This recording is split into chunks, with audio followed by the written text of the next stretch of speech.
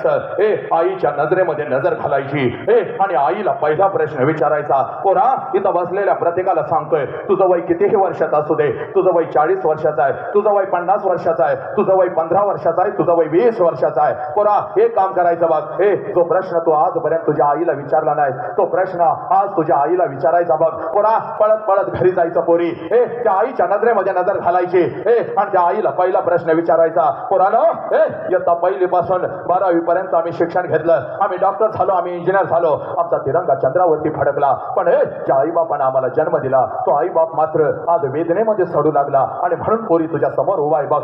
आज पळत पळत जायचं, त्या माऊलीच्या नजरेमध्ये नजर घालायची आणि त्या माऊलीला पहिला प्रश्न विचारायचा आहे, आई 9 महिने 9 दिवस आई तू मला तुझ्या उदरामध्ये ठेवलंस आई. या आई 9 महिने 9 दिवस आई तू मला तुझ्या उदरामध्ये ठेवलंस आई. आणि ज्या वेळेला आई तू मला जन्म देत होतीस त्यावेळेला आई तुला किती यातना होत होत्या ग आई, तुला किती वेदना होत होत्या.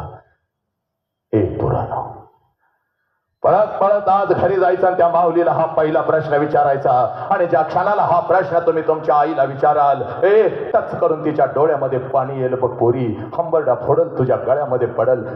कारण पोरीनो पोरानो 9 महिने 9 दिवस 9 महिने 9 दिवस ज्या वेळेला ती माऊली तुम्हा आम्हाला या उदरामध्ये ठेवत असते आणि ज्या वेळेला ती माऊली तुम्हा आम्हाला जन्म देत असते या विश्वातल्या कितीतरी आयांनी आपला शेवटचा श्वास घेतलेला आहे पोरीनो.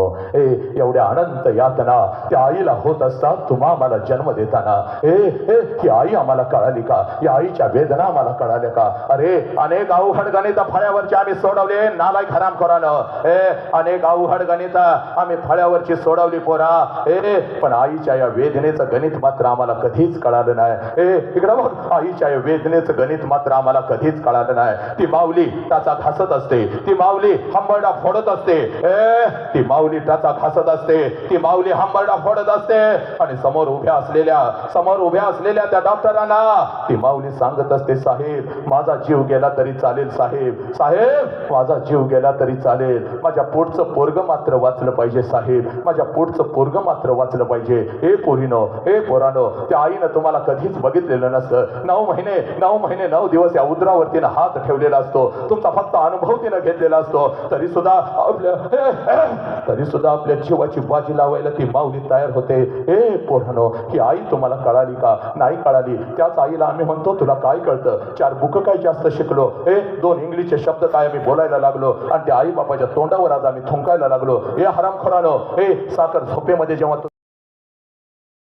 असाच खुर्चीमध्ये नटून थटून असा बसलो होतो आणि एक मॅडम अशा पर्स लावून अशा डुलत माझ्या जवळ आल्या आणि मला म्हणाल्या सर, तर मी म्हणालो काय, तर मला म्हणतात सर तुम्ही आमच्या अन्याय केला. म्हणलं माते भगिने काय तुझ्यावर अन्याय केला ग, तर ती माता म्हणते सर सगळ्या युनिटला तुम्ही परवानगी दिली आणि माझ्या युनिटला तुम्ही परवानगी दिली नाही. म्हणलं माते भगिने कोणतं का तुझं युनिट, तर ती माता म्हणते इयत्ता 1ली ते 4थी आणि लहान गट आणि मोठा गट हे माझं युनिट आहे आणि मी त्याची मुख्याध्यापक आहे. मी म्हणलं इकडं काम कर, असंच खाली मालवणला उतर आणि तिथून गोव्याला पिकनिकला जा, पण अजिबात ही कार्टी घेऊन माझ्या समोर बसायचं नाही. मॅडम लय हुशार होत्या. मॅडम मला म्हणाल्या सर पुढे बसवत नाही पोरं, मागं बसवली तर चालतील का. म्हणलं मग ठीक आहे पाठीमागं बसाव, पण माझ्यापासून 20 फूट लांब बसवायची आणि तिथं 2 शिक्षक हातामध्ये 2 काठ्या.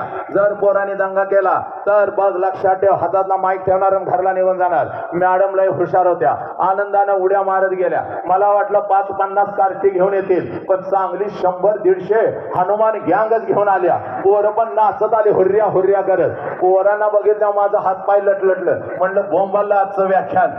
मग मी ठरवलं आपण पाठीमागं बघायचंच नाही. म्हणलं काय पाठीमागं पाठीमागच्या पोरांना फरक सांगतोय, खाली वगैरे बघायचं नाही, मी खाली आल्यावर तुडवणार बघ. मग मी ठरवलं पाठीमागं आपण बघायचं नाही, काय या पोरांना दंगा घालायचं ते घालू दे. आणि आज घरी जायचं, वसंत अंकारी नाव टाकायचं, युट्यूबला हजारो व्हिडिओ येतात, शेकडो नाही हजारो. असाच खुर्चीवरती मी उभा असतो, एक पाय असा वरती असतो, एक पाय असा खालती असतो आणि व्याख्यान मी घेत असतो. तशीच तिथं लाकडाची मोठी खुर्ची होती, खुर्चीवरती मी उभा होतो. व्याख्यान रंगात आलेलं होतं, प्रत्येक जण माझ्या व्याख्यानामध्ये गुंग झालेला होता आणि पाठीमागं बसलेलं लहान गटाचं एक कार्ट कधी रांगत रांगत येऊन खुर्चीच्या खाली बसलं होतं, कोणाला असं माहिती नव्हतं. आणि जसं व्याख्यान रांगात आलं, कार्ट्यानं मुंडकं बाहेर काढलं आणि खालनं मला म्हणतंय, साहेब मागणं पॅन्ट फाटल्या तुमची. पॅन्ट फाटल्या म्हणल्यावर पहिला मी खाली उडी टाकली, कारण पाठीमागून 2 कॅमेरे सुरू होतं, सगळ्या रत्नागिरीला लाईव्ह चाललं होतं. म्हणलं वसंतराव फाटलेला नकाशा सगळीकडे पोहोचला आता रत्नागिरी. बेत बेत पाठीमागा हात लावला तर सगळं काही व्यवस्थित होतं. मग मात्र त्या कार्ट्याकडे एवढं मोठं डोळ केलं आणि म्हणलं, कार्ट्या कुठं फाटल्या? तर कार्ट मला म्हणतंय, कसं फसवलं? नालायक म्हणलं. साऊंड एकदम व्यवस्थित लागलाय, हात लावून जातं त्याला. एक तर पालक ट्रेनिंग होतं, माता पालक आल्या होत्या 5-10 हजार. एक कार्टाचं आईच्या मांडीवर बसलं होतं. 4 वर्षाचं गोरगोमट कार्ट होतं, लय वांड होतं. माझ्याकडे बघायचं, हळूच गालात हसायचं आणि आपल्या आईला म्हणायचं, मम्मी ते माणूस आपल्या बॉब सारखं दिसतंय. बॉब म्हणल्यानंतर मला हा एवढा आनंद झाला. म्हणलं या लेकराला आपल्यामध्ये बॉब दिसतो, त्याचा अर्थ असा आहे की आपल्यासारखं कोणीतरी याच्या घरामध्ये आहे, त्याची आठवण त्याला येते, म्हणून आपल्याला बॉब्स म्हणतंय. वा वा वा वा. जरा मिशीला हात लावला, कार्ट्याकडे बघितलं आणि कार्ट्याला म्हणलं, काय र वाघ्या? तसं कार्ट उठलं आणि मला म्हणतं, ये बॉब जरा इकडे ये. तसा त्याच्या आईनं त्याचं तोंड दाबून धरलं. आईनं तोंड दाबून धरल्यानंतर मी उठलो आणि म्हणालो, का ग भगिने, एवढा सुंदर माझा भाचा मला बॉब्स म्हणतो, याचा अर्थ असा आहे की माझ्यासारखं कोणी तर तुझ्या घरामध्ये आहे, त्याची आठवण त्याला येते, म्हणून मला बॉब्स म्हणतंय तर म्हणू दे गे. तर ती ताई मला म्हणाली, दाद्या गप्प खाली बस, बॉब्स आमच्या कुत्र्याचं नाव आहे. नंतर मी 1.5 लिटर पाणी पिलं, पण त्या कार्ट्याकडे काय बघितलं नाही.